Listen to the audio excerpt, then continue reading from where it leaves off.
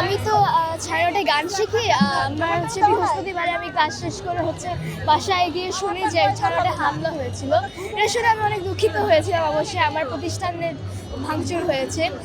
এটার জন্যই মেনলি আমি এই প্রতিবাদে এসেছি, যেন এটার হচ্ছে অ্যাওয়ারনেসটা স্প্রেড হবে। শেষবার আসলে ছায়ানট ভবনটা, এই ভবনটাকে তো আসলে দেখলেই মনে হয় না যে হাসছে সারাক্ষণ, খেলছে, মানে এতটা সুন্দর করে সাজানো থাকতো সব সময়। তো এইভাবে আজকে যখন সকালে আমি এসে জিনিস দেখি, চোখ দিয়ে পানি এসে যাওয়ার মতো যে এরকম ভবনটাকে আসলে এভাবে দেখার মতো না। আমার নাতিটা প্রতিদিন বলছে আমার স্কুলটা ভেঙে দিয়েছে। মানে বাসার পরে স্কুলটাই আসে বাচ্চাদের কাছে সবচেয়ে প্রিয় জায়গা, যে কোনো বাচ্চার কাছে। তো সেইটা যখন ক্ষতিগ্রস্ত হয় বাচ্চাদের জন্য এটা খুবই একটা কষ্টকর ট্রমার বিষয়। এটা আসলে আমাদের জন্য অত্যন্ত কষ্টের, অত্যন্ত ব্যথার। এবং আজকে আপনারা খেয়াল করলে দেখতে পাবেন যে এখানে আসলে সর্বস্তরের মানুষ এখানে এসেছেন, সমবেত হয়েছেন, গানে গানে সংহতি জানিয়েছেন।